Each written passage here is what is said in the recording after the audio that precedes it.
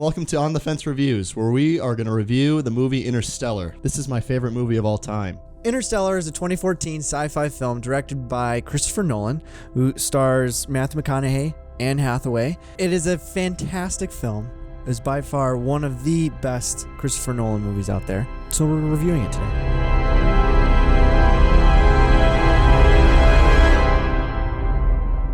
Josh, kick us off with what you think about the excitement and quality of Interstellar. I think this movie is a 10 out of 10 in entertainment. For me, an 8 out of 10 in quality. Oh my gosh. No, my Hey, goodness. 8 out of 10 is still pretty good. That's still pretty good. It's my favorite movie, but 8 out of 10 is still a pretty good rating. I'm going to go 10 out of 10 in both categories, and I will explain later. I'm going 10 out of 10 in both categories. I'm going 10 out of 10 with both categories with an honorable mention that Josh's take is already bad. Oh, where would you rank Interstellar among other Christopher Nolan movies? Number 2, Number 2. What's your favorite Christopher Nolan movie? Inception. Nathan, Yeah, where would you rank Interstellar amongst Christopher Nolan movies? it's my top one. It's your favorite? It's what? Yeah. It's my favorite. What about you? Probably number 3 or number 4. Number 3 or number 4? What's above Interstellar as far as Christopher Nolan movies? The Prestige, It's a good movie. Batman Begins, and Inception. Wait, Batman Begins over the So Dark Knight? wait, it's yes, fourth? Yes, I agree with that. Are we doing our top Christopher Nolan movies, or we That's what review it's becoming. Interstellar? It seems like we're doing it. Well, this is natural, so let's keep it natural. So then redo the intro then. Hello, and welcome to On the Fence Reviews, where we're going to review Interstellar. It's a very stellar movie. All right. What is your excitement and quality? Josh, what was your take? What brought it down? I think the story itself has some plot holes. Why would they take an ex-scientist who's off NASA on that important mission? But okay, so he was not an ex-scientist. He was a pilot, and he crashed, and he didn't want to do it anymore, so he was called to be a farmer. So he's trying to build a future for his family. This phenomenon happened where he's got coordinates to NASA, and then he was recruited. The first part is when they finally get to NASA, he covers Murph's ears and he's like, don't listen, because he doesn't know if they're going to be killed. Like, he has no idea what's going on, why they were captured. But it was talked about that after the space shuttle that NASA was done. You see the idea of like Murph talking about like the moon landing being real, and then the school teacher talking with Cooper and saying, we don't think that's important things to know because farming is what's keeping the world going. And so the idea of like science and engineering is now a waste. And so him still being one of those rare people that actually cares about science, finding out there's a science mission, having a relation, like having done something with them where they know who he is. And food's so important, Murph's willing to burn some corn to get into that room. What? So that's where there's the two splits, right? So you have the teacher who is indoctrinating the kids to think that like food and staying on Earth is all that matters. And then you have the scientists who are working behind the scenes trying to save everybody, knowing that Earth is not, there's no chance on Earth anymore. And you're always going to have the stubborn people that don't want to leave and survive. But sometimes you have to have the people who make the hard choices to force them to come. Otherwise, they're getting left behind and they're going to die. The problem I have, though, is still the movie, is establishing a lot with space travel. And then for it to all be kind of resolved through the black hole, it was just a little too much compared to other Christopher Nolan's movies. And this is kind of the beginning, in my opinion, where Christopher Nolan really just goes over the top with the twist. And their portrayal of like a black hole and how light emits around it and stuff, Yes. as far as we know, it was like the most accurate it could be. I don't think this was over the top for Christopher Nolan. This is like peak Christopher Nolan. And it was interesting to think about, which is why I say it's, very entertaining must-see. But them being on the planet where they're the ones delaying time didn't really make sense. I would think if you go to another planet, you might age quicker. But I find it hard to believe that their time was slowed down that drastically. The whole idea of like relativity and how quickly you're spinning through time, they were so much closer to the black hole. And so their time was speeding up for them, while as the ship was further away from the black hole. So the theory of relativity, it follows that. In my defense, we're an average moviegoer. Maybe I'm the average moviegoer. It's a little over the top, in my opinion, to think about. I wish Nolan would have went about that a little differently. From that point on, that's where the movie got a little complicated. The problem I have, though, is still humanity is depending on Matthew McConaughey. He's trying to help humanity find another planet to inhabit. Long story short, they don't. No! In light of all that, he tries to get in contact with his daughter. For all the daughter knows, he's been missing for 20 years. So she decides, hey, for whatever reason, I'm going to go to my old house that I haven't been in contact with my dad. The only way I can get to my room is to burn my brother's crops. But apparently, at the time, Earth is in a food shortage. So what she's doing is like a federal crime. She's like, this watch. All of a sudden, I know it's my dad from 20 years ago doing a code to me. And this is going to solve humanity's problems.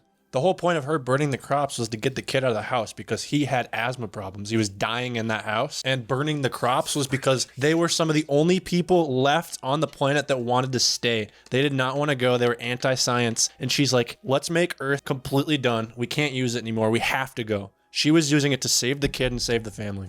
Yeah, she had no intentions of going back into the room. She was going back in there to get her stuff, but then she was stopped by the watch. She was all of a sudden trying to figure out, I'm back in this room. This room has some significance. And then she went through her whole thing. So she already knows that there's something special with that room that her dad saw, right? So she thinks there's like some ghost trying to tell her stuff.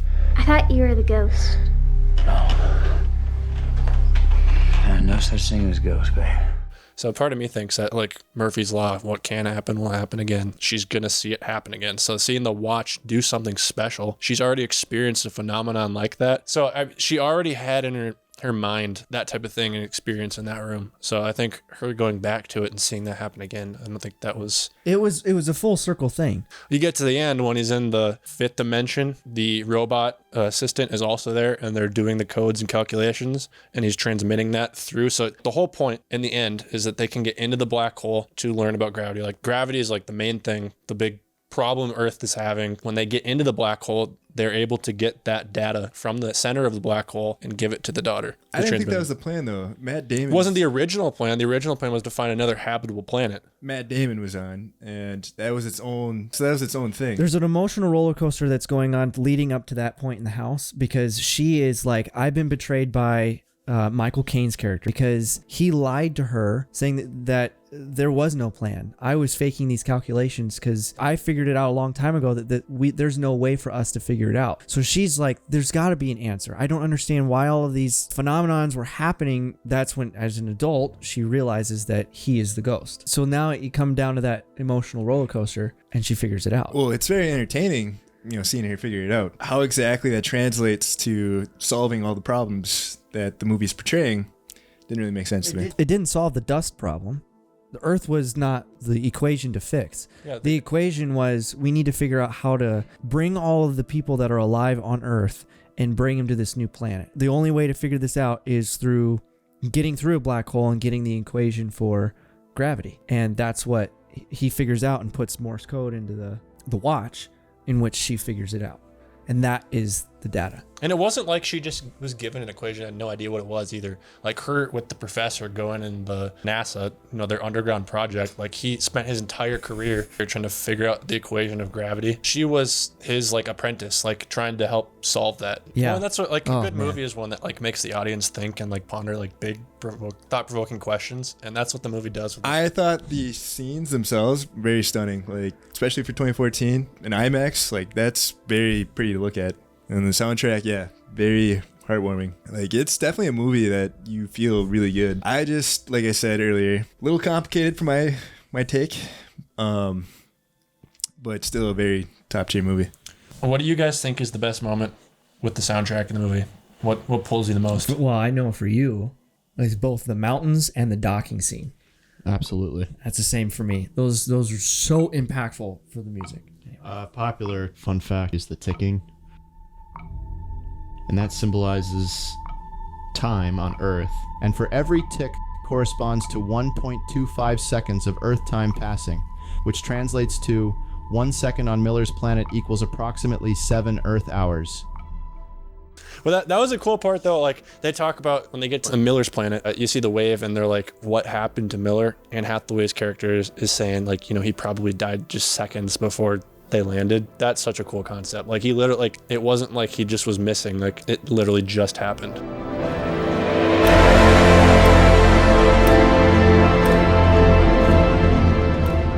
When Dr. Mann tries to dock onto the space station and it explodes, I thought another phenomenal part of it was that they didn't follow a typical movie where you add sound and it doesn't make sense. That it was actually silent.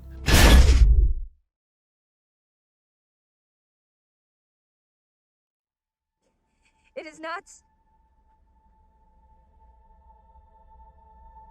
And like because the movie was so filled with soundtracks, it added the extra emphasis to it being silent then. Yeah. Like I think this movie by far has one of the best scores ever. What are you doing? Docking. There is not a better score of a film. I think this is like the top. I agree. All right, Josh. After going through all of our takes, did your review change at all? Like your rating it? Did it go up, down? You guys did answer some questions that I had. I'll give you that. However, I still keep it as 4th of my favorite Christopher Nolan movies. Okay. 10 out of 10 entertainment, 9 out of 10 quality. Okay. That means you're putting Prestige above a 9 out of 10. Oh yeah. That's so your wild. ratings should change. That's so wild. then Interstellar is still 4th, but then that means Prestige is still like a 10 out of 10.